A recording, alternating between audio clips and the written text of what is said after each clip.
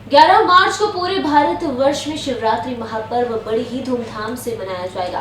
देश के प्रसिद्ध शिवालयों में आज सुबह से ही शिव की भक्ति में श्रद्धालु डूब जाएंगे।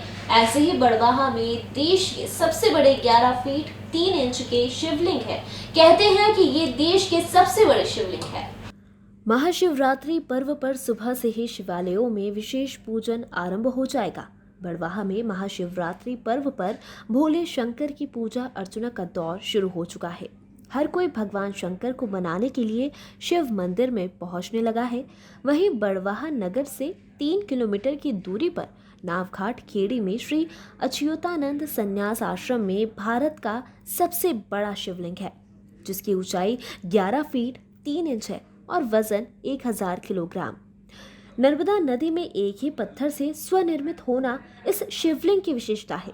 साथ ही इसकी जलाधारी का वजन 1300 किलोग्राम है और लंबाई 9 फीट। ये भी पूरी तरह एक ही पत्थर से निर्मित है।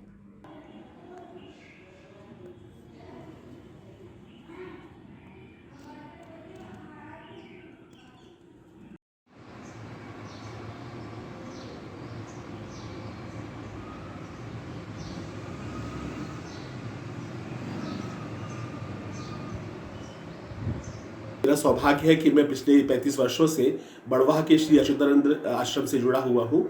यह एक संन्यास आश्रम है जहाँ पर ब्रह्मलीन परम पूज्य स्वामी श्री शिव चैतन्यपुरी जी महाराज ने एक अत्यंत विशाल शिवलिंग की स्थापना की थी। यह शिवलिंग भारत का सबसे बड़ा शिवलिंग माना जाता है, जिसकी ऊंचाई 11.25 फीट तथा इसकी जलधारी 9 फीट की होकर 13 टन की है। इसके ऊपर जो शिवलिंग स्थापित किया गया है वह 11 टन का है।